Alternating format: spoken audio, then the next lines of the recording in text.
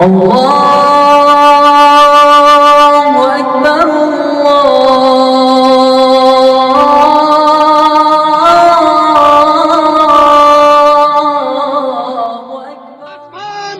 ساتوں آسمان کی مخلوق، زمینیں ساتوں زمینوں کی مخلوق، سمندر، ہوا، پہاڑ، دریا، جنات، انسان، درندے، چرندے ایک پلڑے میں رکھ دیا جائے، لا الہ الا اللہ، لا الہ الا اللہ، لا الہ الا اللہ ایک پلڑے میں رکھ دیا جائے، وزن کیا جائے، سارے آسمان و زمین ہلکے ہوں گے، لا الہ الا اللہ بھاری ہوگا۔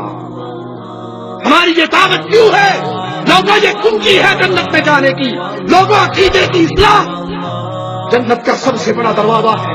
توحید سمجھ آئے گی تو جنت ملے گی۔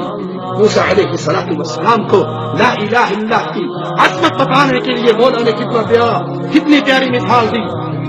یہاں یہ یاد رکھیے، یہاں لا الہ الا اللہ پڑھنے سے مراد اس کو سمجھ کے یقین کے ساتھ پڑھنا ہے۔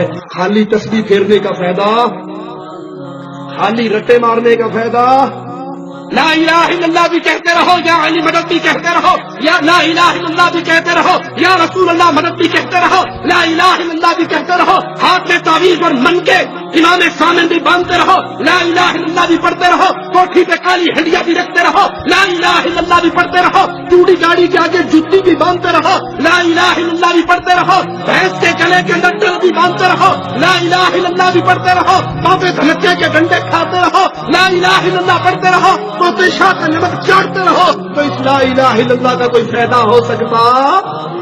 یہ لا الہ الا اللہ زبان کے رٹے نہیں ہیں، یہ ایمان ہے، یہ عقیدہ ہے، یہ پکار ہے، یہ آواز ہے۔ میرے گھر میں بچہ نہیں ہوا، شادی ہوئے 10 سال بھی گزر گئے، کہنے والوں نے کہا فلاں بابے کی نظر چڑھا دے، فلاں پیر کے گیڑے مار دے، فلاں بابا ابن شاہ کے گھر کا گیڑا مارا۔ لا الہ الا اللہ آواز لگاتا ہے، ساری عمر بغیر اولاد کے رہنا، لا وارث مر جانا قبول ہے، رب کا در چھوڑ کے مردوں کے در پہ جھکنا قبول۔ یہ ہے لا الہ الا اللہ، یہ عقیدہ ہے، یہ جماعت ہے، یہ منہج ہے، یہ تحریک ہے۔ یہ اللہ کے علاوہ کسی کی عبادت کرنے کے لیے تیار نہیں ہوتا۔ قدرنا تو لا الہ الا اللہ کی تسبیح کرنے والے تھوڑے ہیں۔ انڈیا پاکستان میں نماز ختم ہونے کے بعد سب سے زیادہ زور سے اسی کی بات آتی ہے نا۔ پھر ترقی کرتے کرتے لوگوں نے کہا یہ لمبا ہے لا الہ الا اللہ،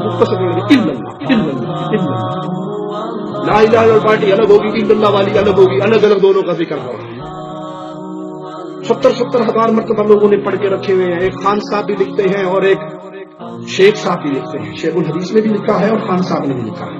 پردے دار ہے، پردے میں نام رہنے دو۔ لکھتے ہیں کہ ایک نوجوان کے بارے میں مشہور تھا، وہ دنیا میں بیٹھے بیٹھے دیکھ لیتا تھا جہنم میں کیا ہو رہا ہے۔ کشف تھا بڑا اسے، کشف نام کی دنیا میں کوئی چیز نہیں ہے۔ علم غیب کا دعویٰ کرتے ہوئے ڈرتے ہیں، مشرک کا فتویٰ لے گا تو چھوٹی بہن بنا لی کشف کے نام سے، اور کشف ہو جاتا تھا اس کو۔ ایک دن بیٹھے بیٹھے زور سے رونے لگ گیا۔ کسی نے کہا کیوں رو رہے ہو؟ کہ میری ماں جہنم میں جل رہی ہے۔ اس پیر صاحب نے 70 ہزار مرتبہ لا الہ الا اللہ، لا الہ الا اللہ، لا الہ الا اللہ کا منقا پھینکا ہوا تھا۔ اس نے دل ہی دل میں بلٹی کر دیا۔ بلٹی سمجھتے؟ حیدرآباد ٹرین سے بلٹی کراؤ، بمبئی میں چڑھا لو۔ اس نے بھی بلٹی کر دیا، بلٹی چھوٹ گئی، ٹھٹھا مار کے ہنس پڑا۔ کہا چچا میری ماں جہنم سے نکل کے جنت میں جا رہی ہے۔ اس چھوکرے کو پتہ لگ گیا کہ میری ماں جہنم میں جل رہی ہے۔ جس صحابی نے دوسرے صحابی سے کہا ہنی لہ الجنہ، اس کو نہیں پتا کہ خیبر کی ایک چادر آگ بن گئی ہے۔ تم نے اپنے پیروں کو صحابہ سے بھی بڑھا دیا۔ انا للہ و انا الیہ راجعون۔ یہاں لا الہ الا اللہ سے مراد کیا ہے؟ سارے طواغیت کا انکار ہو کہ اللہ کے علاوہ کوئی نہیں جس کی پوجا کی جائے۔ پوجا کا برحق مالک صرف اللہ ہے۔ لا الہ انکار الا اللہ۔ بولو اقرار۔ لوگ اپنی ہاتھوں ہولا رکھا کرو، گفتگو حکمت سے کیا کریں، نرم بات کہا کریں۔ ارے ہمیں ہمارے کلمے نے ہمیں ہولا ہاتھ رکھنا نہیں بتایا، پہلے کلمے میں تلوار چلائی، لا الہ۔ کاٹ تو کرے جو اپنے سامنے پیروں مریدوں کو بٹھا کر جھٹواتی ہے، کاٹ تو ان کی گردنیں، ان کی عبودیت، ان کی الوہیت، ان کی عبادت کا انکار کرو۔ کہو لا الہ، کوئی مردہ داتا نہیں، کوئی مردہ غریب نواز نہیں، کوئی حکومتیں نہیں بانٹتا، کوئی نہیں۔ اس کے بارے میں کہا گیا شہباز کرے پرواز، جانے راز دلا دے.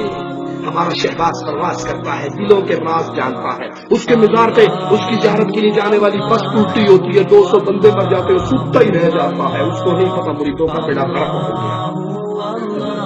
کوئی نہیں ایسا لا الہ ہاتھوں کے تلے انکار کرو توحید کا، اللہ کی لبوں پوچھے جانے والوں سے فراغ کرو. جب یہ کام کر لو پھر اگلی بات کہنا الا اللہ. داتا اللہ ہے، مشکل کشا اللہ ہے، حاجت روا اللہ ہے، بگڑی بنانے والا اللہ ہے، اولاد دینے والا اللہ ہے، شفا دینے والا اللہ ہے، بیماریاں ٹالنے والا اللہ ہے. جب اس ایمان اور عقیدے سے پڑھا جائے گا لا الہ الا اللہ تو قیامت کے دن انسان اللہ کی جنت کا مہمان بنے گا. مسند احمد. ہر دور میں ہر حال میں حق بات کریں گے، ہم عظمت اصحاب کی ہی بات کریں گے.